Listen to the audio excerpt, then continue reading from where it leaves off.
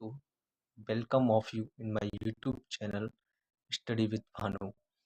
आज हम बात करेंगे कि कैसे किसी भी एग्ज़ाम को हम क्रैक कर सकते हैं, वो भी एक स्ट्रेटजी के साथ।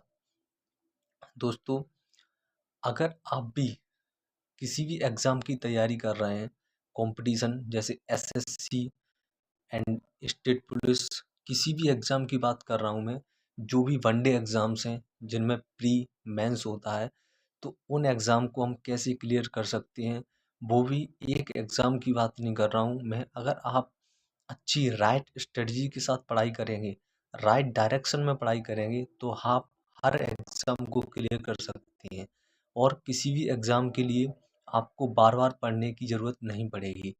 केवल एक बार आपको पढ़ने की ज़रूरत पड़ेगी और उसके बाद आप ओनली मॉक टेस्ट लगाकर ही किसी भी एग्ज़ाम को क्रैक कर सकते हैं। तो दोस्तों, क्या स्ट्रेटजी होनी चाहिए हमारी किसी भी एग्ज़ाम को क्रैक करने की?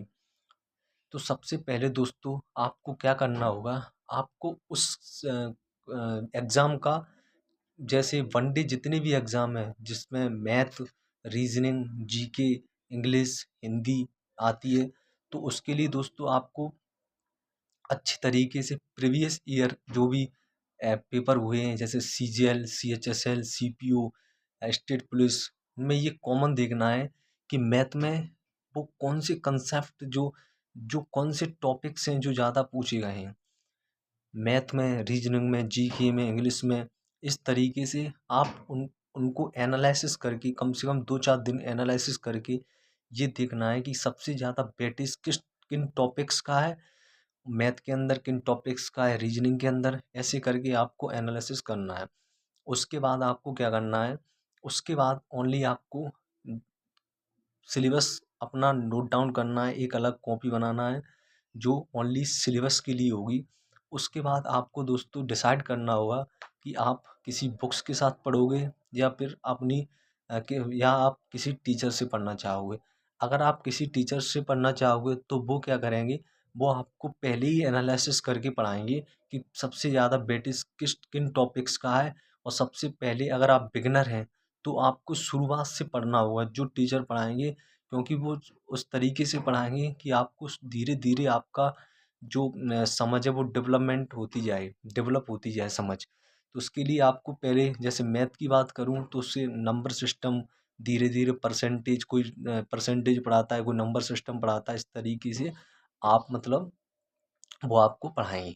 तो दोस्तों, आपको क्या करना होगा, आप किसी टीचर से ही, मेरी मतलब जैसे अगर आपको कोचिंग की ज़रूरत है तो आप मतलब शुरुआत से ही कोचिंग मतलब टीचर से ही पढ़ें। और दोस्तों, नोट्स अपने खुद के बनाएं, क्योंकि जो खुद के नोट्स होते हैं दोस्तों, उन्हें रिवाइज करने में आपको बोरिंग फील नहीं होगी। अगर आप किसी पीडीएफ से पढ़ते हैं और किसी भी नोट, जैसे किसी की पीडीएफ से आपने डाउनलोड करके उसको प्रिंट करवा लिया, तो दोस्तों उसको पढ़ने में थोड़ी बोरिंग फील्स होती है। अगर आप अपना कंसेप्ट खुद लिखते हैं तो उसमें बोरिंग फील नहीं होगी।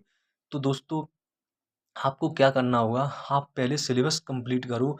आपको किसी भी मॉक टेस्ट के पीछे नहीं भगना है, ना किसी एग्ज़ाम के पीछे भगना है कि मुझे सीजीएल करना है, मुझे सीएचएसएल करना है, मुझे सीपीयू करना है। किसी भी एग्ज़ाम के पीछे आपको नहीं भागना है। आप ओनली अपने सिलेबस पर ध्यान दो। उसके बाद अगर आपका सिलेबस 70-80% क्लियर हो जाए, तो आप धीरे-धीरे मॉक टेस्ट स्टार्ट कर सकते हैं। और दोस्तों, सिलेक्शन के लिए सबसे मोस्ट इम्पोर्टेंट है, वो है दोस्तों रिवीज़न। आप जितना ज़्यादा रिवीजन करोगे उतना ज़्यादा आप दूसरों से अलग होगे। रिवीजन ही आपको उस ऊंचाई तक ले जा सकता है जहां पहुंचने के लिए लोग प्रयास करते हैं, सॉरी। तो दोस्तों, आप अपने सबसे पहले सिलेबस पर ध्यान दें और रिवीजन ज़्यादा से ज़्यादा करें, या ना कि आप सिलेबस के पीछे भागें कि मुझे सिलेबस ख़त्म करना, ये करना है। इससे कोई मतलब नहीं निकलेगा दोस्तों। आप जितना भी, जैसे 10 टॉपिक पढ़े हैं, उनको इतना मजबूत करना, मतलब उसका 90% तो क्लियर होना चाहिए। उसके बाद ही आप धीरे धीरे क्लियर करते जाना है दोस्तों। इससे मतलब, जैसे आपने सिलेबस अगर कंप्लीट कर लिया तो मतलब हो गया, लेकिन आपने रिवीजन नहीं किया तो उसका पढ़ने का कोई मतलब नहीं है दोस्तों। तो सबसे पहले आपको मतलब रिवीजन भी साथ साथ करते चलना है हर टॉपिक का। तो दोस्तों, इस तरीके से अगर आप पढ़ोगे तो आपका 100% सिलेक्शन होगा, चाहे वो कोई भी एग्ज़ाम हो, आपको बार-बार पढ़ने की कोई ज़रूरत नहीं पड़ेगी। और लास्ट में जब आपका सिलेबस कंप्लीट हो जाए, तो आप जब मॉक टेस्ट लगाते हैं, तो आपको उस मॉक टेस्ट में नए-नए क्वेश्चन मिलेंगे। जैसे आप सीजीएल का लगाओगे, सीपीओ को लगाए, किसी भी एग्ज़ाम का लगाओगे, तो नए-नए मॉक टेस्ट, नए-नए क्वेश्चन मिलेंगे। तो आपको क्या करना है, math, reasoning, GK, Hindi, English के लिए अलग-अलग एक शॉर्ट नोट्स बनाना है और उनको नोट डाउन करते रहना है।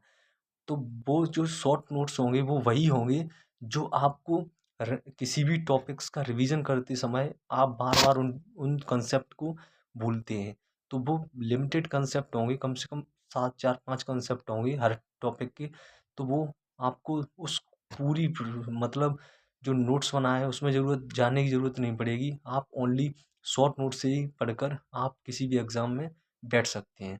तो दोस्तों, अगर आपको वीडियो अच्छी लगी हो, हेल्पफुल लगी हो, अगर आप चाहते हैं कि हाँ, मैं इसी तरीके से वीडियो किसी न किसी टॉपिक्स पर बनाता रहूँ, तो दोस्तों चैनल को सब्सक्राइब करें, वीडियो को लाइक करें। धन्यवाद।